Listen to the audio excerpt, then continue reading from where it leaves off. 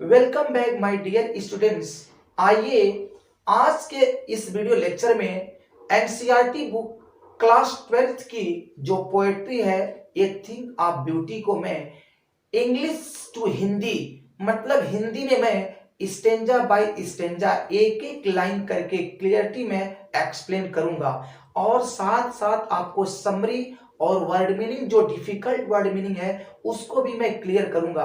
अगर आप आज के इसके वीडियो लेक्चर में अगर लास्ट तक बने रहेंगे तो मैं परफेक्टली कह रहा हूं कि आपको एक एक कंसेप्ट क्लियर हो जाएगा। तो स्टेंजा बाय स्टेंजा समझने की कोशिश करें और अगर इंग्लिश में अच्छा अंक अगर गेट करना चाहते हैं तो इस पोएट्री में लास्ट तक बने रहिएगा। आज के इसकी वीडियो लेक्चर में मैं भरपूर कर समझाने की कोशिश करूंगा। तो आइए अब हम आज के इस जो कि पोयम की शुरुआत करते हैं एक्सप्लेन। तो आइए डियर अब हम इस पोएट्री यानी इस कविता की थोड़ा सा समरी समझ लेते हैं।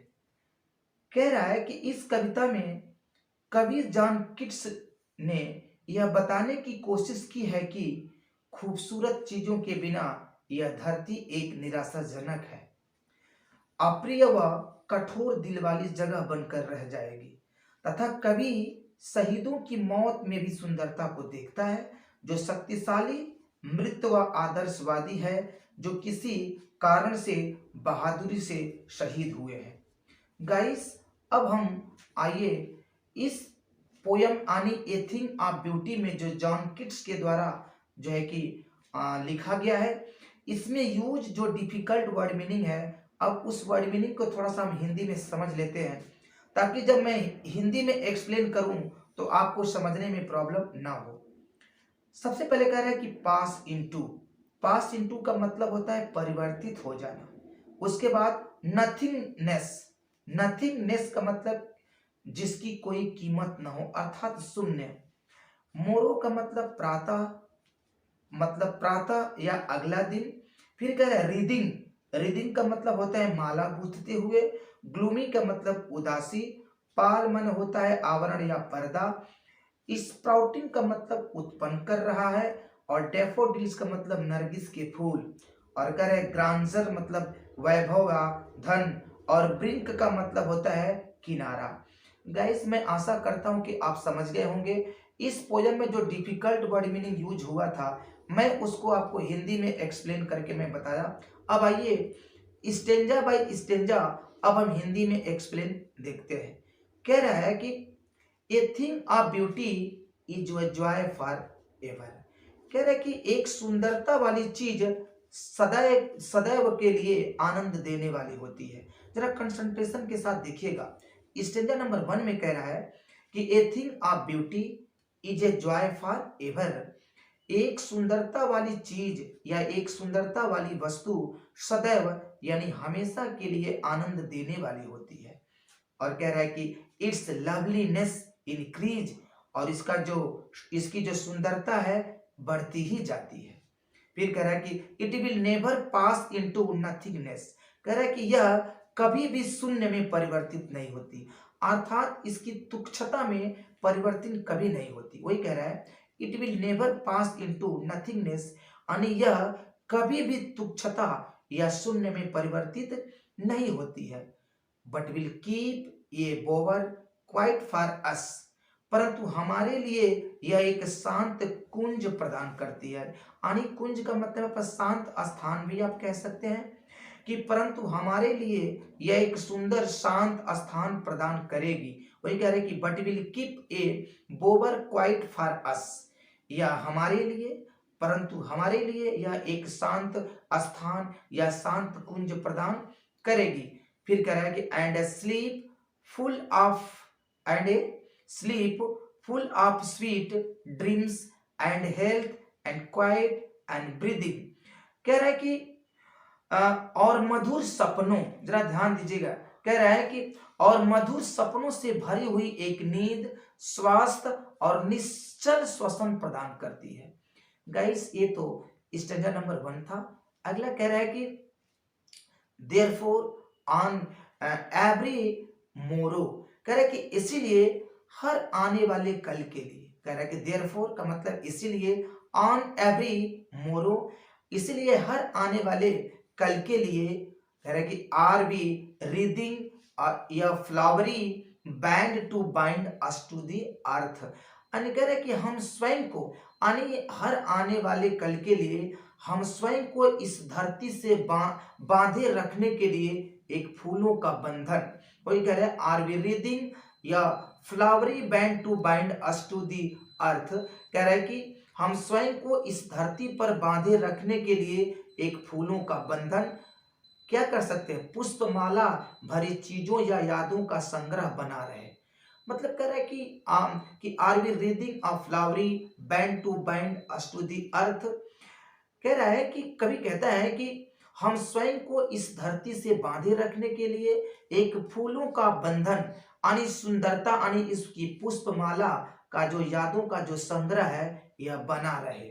फिर कह रहा है spite of despondence of the, कह रहा है कि inhuman dearth of noble natures, यानी कह रहे निराशा के बावजूद श्रेष्ठ आचरण की जो अमानवीय कह रहा है कि अमानवीय कमी के बावजूद, जरा देखेंगे ध्यान से, कह रहा है कि spite of despondence of the inhuman dearth of noble natures of the gloomy days, कह रहे कि निराशा के बावजूद श्रेष्ठ आचरणों यानी स्वभावों की जो अमानवीय कमी के बावजूद, अवसादपूर्ण दिनों के बावजूद, जो सभी तरह के जो कष्ट कारक होते हैं, कह रहे कि of noble natures of the gloomy days of, करे कि ऑफ ऑल द अनहेल्दी, करे कि एंड ओवर डार्केन, करे कि darken ways made for our searching yes, करे कि उन दिनों के बावजूद भी सभी जो है कि कष्टकारक और अंधेरे से भरे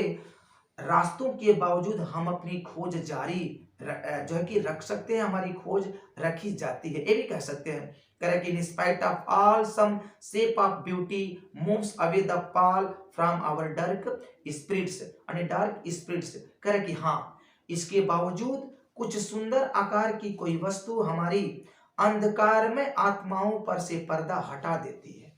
कोई कह रहा है कि in spite of all some shapes of beauty moves away the pall from our spirits, यानी कह रहा है कि यस हाँ इसके बावजूद कुछ सुंदर आकार की कोई वस्तु हमारी अंधकार में आत्माओं पर से एक कर्टेन यानी पर्दा यानी वहम को, पर्दा माने यहाँ पर वहम यानी गलतफहमी को हटा देती है। अगला स्टेटमेंट देखेंगे गाइस, कह रहा है कि such the sun the moon trees old and young sprouting, कह रहा है कि सैडी बून, जिस प्रकार सूरज चंद्रमा पुराने जो कि घने पेड़ और नए पेड़ साधारण सी पेड़ के लिए एक छायादार वरदान प्रदान करते हैं। करेक्ट तरह देखिएगा, कह रहे कि such the sun the moon trees old and young sprouting a shady, कह रहे कि बून, जिस प्रकार सुंदर चंद्रमा पुराने घने पेड़ और नए यानी कम आयु के पेड़ साधारण सी भेड़ के लिए एक छायादार वरदान प्रदान करते हैं। मन कह रहा है कि फिर से देख लेंगे कि such the sun the moon trees old and young sprouting a shady boon for simple sheep, यहाँ पर सिंप का मतलब भेड़, यानी साधारण सी पेड़ के लिए एक छायादार वरदान प्रदान करते हैं, यानी छायादार जो है कि वरदान प्रदान करते हैं।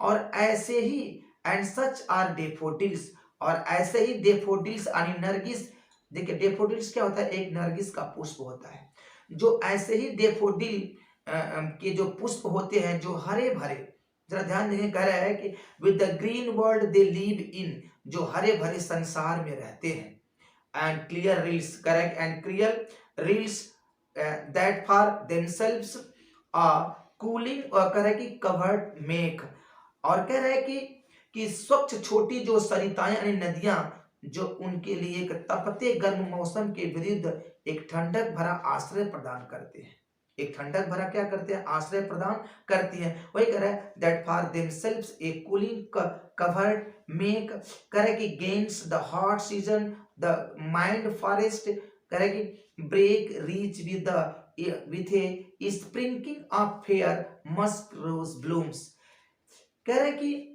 जो स्वच्छ नदियां होती हैं जो उनके लिए तपते गर्म मौसम के विरुद्ध एक ठंडक भरा आश्रय प्रदान करती हैं, और ऐसी ही चीज जंगली झाड़ियां स्वच्छ कस्तूरी गुलाब के फूलों के फैलाव से समृद्ध जो है कि रहती है। वही कह रहे कि gets the hot season the mind forest brake rich with sprinkling of fair musk rose blooms. यानी कह रहा है कि जो छोटी छोटी नदियां होती हैं उनके लिए तपते गर्म मौसम के विरुद्ध एक ठंडक भरा आश्रय प्रदान करती हैं। ऐसे ही जो कि बीच जंगली झाड़ियां जो करें ना कि जो झाड़ियां होती हैं जो स्प्रिंकिंग होते हैं स्वच्छ कस्तूरी गुलाब के फूलों के फैलाव से क्या होती है समृद्ध रहती है। और आज के इस वीडियो लेक्चर का लास्ट जो स्टैंजा है एंड करे and such too is the grandeur of the dooms. कह कि और ऐसे ही वैभव की हमने अपने पराक्रमी करे कि ना बुजुर्गों के लिए एक प्रलय के दिन में कल्पना की है। And such too is the grandeur of the blooms correct sorry dooms we have imagine for the mighty dead. यानी ऐसे ही वैभव की हमने अपने पराक्रमी यानी महान उन मृत बुजुर्गों के लिए एक प्रलय के दिन में कल्पना की है। All lovely tales that we have heard और रेड। कह रहे हैं कि सभी प्यारी कहानियां जो हमने सुनी या पढ़ी है अमर पेय यानी अमृत का एक अनंत फव्वारा देख लेंगे heard or read and endless mountains sorry fountains of immortal drink. कह रहे कि एक अमर पेय जल का एक अनंत फव्वारा स्वर्ग के किनारे पर कह रहे कि जरा देखिए and endless fountains of immortal drink pouring into us from he heavens brink heavens brink। कह रहे कि एक अनंत फव्वारा स्वर्ग के किनारे पर से हमें डुबोता रहता है अर्थात हमें अमरत्व का एक पेय जल देता है या पिलाता रहता है। गाइस मैं आशा करता हूं माय डियर स्टूडेंट कि आज के इस जो कि पोएट्री आने जो ये एनसीईआरटी बुक क्लास 12th की जो ए थिंग ऑफ ब्यूटी को क्लियर आप समझ गए होंगे। अगर इसी तरह का वीडियो आपको चाहिए और भी पोएट्री से रिलेटेड तो नीचे कमेंट्स करके जरूर बताइएगा। मैं एक एक करके सारी पोएट्री को एक्सप्लेन करूंगा। आज के लिए बस इतना। Thank you.